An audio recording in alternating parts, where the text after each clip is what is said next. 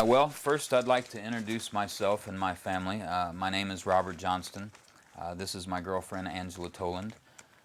We have a 3-month-old son named Brody, who's in his bassinet there. Unfortunately, my 14-year-old son is not here, Brock, but he will be soon, I hope. We're here today we're attempting to keep our family together. It has been recently torn apart, and we're doing our best to try to maintain it. We also feel that the public deserves to hear the other side of this story. And we want to let them know that we are good, hard-working, decent people, and we're trying to raise our children properly. I moved to Mount Vernon 9 years ago with my son and only the clothes on our backs. And I got a job. I've had the same job ever since. And we were fortunate enough to be able to buy our first home. And it's especially nice for me because I have lived in 65 different places in my life, some in the military. And so this is awesome for me to have finally a stable home. 5 years ago, where I work, I met my beautiful girlfriend here, and she has given me an awesome son, and I hope to marry her soon.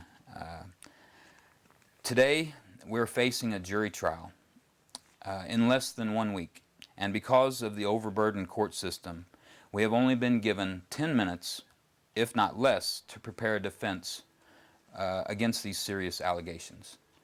As a U.S. Army veteran, I call on any and all available attorneys in our state to please help us prepare a proper defense so that we can prove our innocence. I have served and defended this country with honor and dignity, and I have never asked anything in return. But today I need defending. This good American family needs defending with the same honor and dignity that I have shown my country. We feel our family deserves this, and at least to be given the benefit of the doubt. I have invited Channel 3 News here today to allow us to give the other side of the story. I cannot go into details about specifics, but I appreciate the opportunity to give our side of the story. I would like the people of this town and the surrounding areas to know that I am a good father, that I have done my best to raise my son by myself without assistance.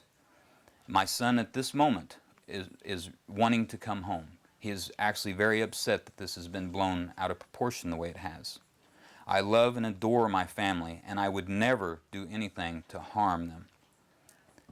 We will stand strong as a family to face these charges. We just hope that we will be judged fairly and justly. And again, I implore any attorneys that could offer us assistance for to prepare a proper defense, to please contact us or my attorney, Bob Verhines. What did you say your attorney's name was? Bob Verhines, Verhines? Verhines.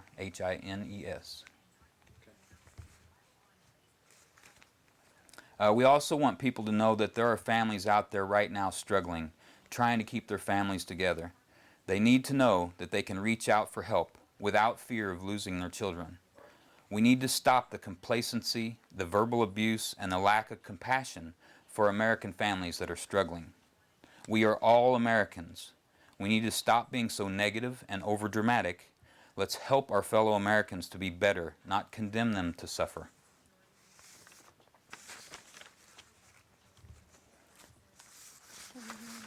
That's really what I wanted to say. Um, Take us back to these last, I guess it's now been 7 months. Yes.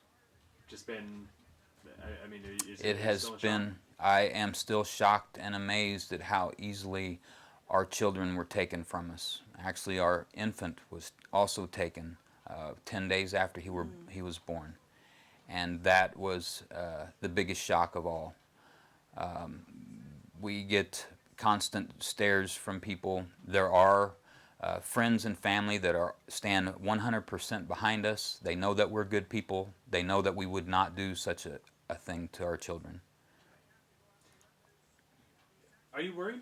Are you scared? I am. I am very worried. This charge holds prison time. I've had one child taken. I've had my second child taken, but luckily, through our own defense, we have got him returned to us. So that is a huge relief for us. And to think now that I might go to prison for harming my 14-year-old son is just unbelievable. I can't even imagine that someone would believe that I would do something like that. Tell us about your relationship with. My relationship with my son, he does suffer from ADHD and fetal alcohol syndrome. I've raised him alone for all of his life, and it's been rocky. It's been a struggle for me to deal with the things he's suffering from and not knowing how to help him better. I have done research online. I have talked to many counselors and doctors, and we're trying to understand him better. But it is a struggle, and we've struggled through it. You know, it's the same. You know, from year to year, we just fight through it. We stay positive, and we keep going.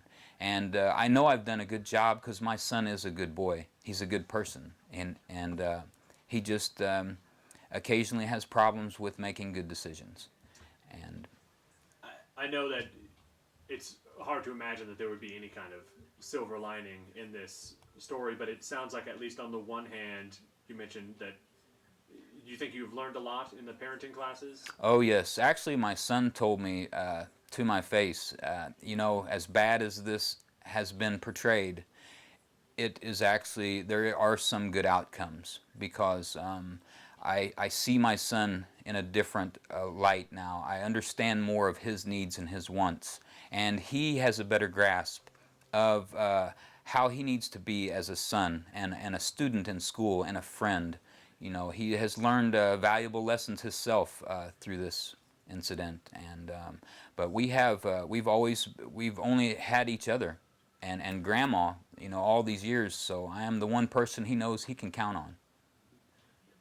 You mentioned you've been having an issue with your public defender. Yeah, that's a big charge. I mean, that is your right. Yes. You have the right to have an attorney. Yes. Do you feel let down by the system, or at least? I don't know who actually to. I don't want to blame anyone. I know that there are a lot of cases, you know, going through the court system. It gets backed up. There's not enough people to you know, devote their time to each case. And if, you know, if my bond hadn't been so high and we hadn't spent all of our money trying to get out of jail, we would have been able to afford our own attorney. But this is, I can't believe this could even happen to someone, that you would be allowed an entire 10 minutes to prepare a defense against a charge that could send you to prison. That seems unfair and unjust. And I would almost ask for a change.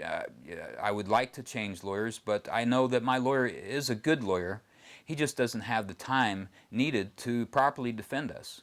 And my family deserves better. Have you looked into getting another lawyer? I have made calls to other lawyers. Some of them said that because the case, I have filed a speedy trial, and the 160 days comes to an end on December 29th. So for a lawyer to step in at this point, they would charge an outrageous fee. I've heard $10,000 and more for them to step in at this point. Now, I can always waive my speedy trial and have this ask for a continuance if a lawyer was to be able to assist us, which I would do. But I'm really hoping that that the people of this state can see that we are decent people, and I ask the state's attorney to please drop these charges. Allow our family to heal with family counseling that we are currently going through, and a good, strong support system. That's all we need. Have you spoken with any of the authorities, whether it be the sheriff's department, state's attorney's office, really since this incident happened? I have tried. I've actually been in the sheriff's office and explained to him that they could have done a little bit better job investigating our house. If they would have went into each and every room, they could have solved this, and it would not even have come to this point. I've tried to talk with the state's attorney. They always point you towards your lawyer. Your lawyer says he don't have time. You know, so it's been very frustrating. I have been probably more upset with DCFS than anyone, because DCFS is they're required to come out and do an investigation at your home, and they didn't. And for that, they've taken my child. And I find that something needs to be. That's one of the issues we want to address. You know, we don't want people to think of DCFS as an enemy of the family. We want them to be someone that we can reach out to without fear. If we're struggling with our children, to be able to contact them and have them come to our home and help us, not come in and yank our children out. That's not how they should be viewed. You know, and they're all over in every state, and there's lots of families struggling, and they need to be known as an entity that will help people. If you can kind of take us back, the sheriff's department says they received a phone call from a neighbor. It's around noon on Yes. that day. That they heard Brody crying for help. Brock. I'm sorry. That's okay. Brody wasn't alive yet. So. Right. They heard Brock crying for help. They called the authorities. They say that they found him, that he was locked, didn't have windows, didn't have a bathroom. What are they missing? Okay. Without going into specifics, I had recently, before this occurred, about a month before this happened, I had finished my basement. And because we were wanting to turn Brock's room into a nursery, he was just adamant about making the basement into his bedroom. And we said, okay. And there has been the allegations that my child was boarded into the basement is absolutely absurd. There is a second entrance to our basement, and it did have a board on it. It was not supposed to be used because I parked my truck directly next to it, and it already has a ding in it from the door. So I just did not want that door being used at all. And unfortunately, the officers had not made entry into the house. When I arrived, I gave them my keys, and so all they really seen at that time was from the garage side of the house. They had not made entry and realized that there was a second entrance. But surely they would have eventually seen it. But they never reported that. And I believe that the officers were doing what they were trained to do. There's just a couple things that they missed. And they did try to contact me at work, but because of our phone system, they couldn't get through. So there's several things that could have happened that could have, where we could have avoided this situation. But it was almost like the perfect storm that day.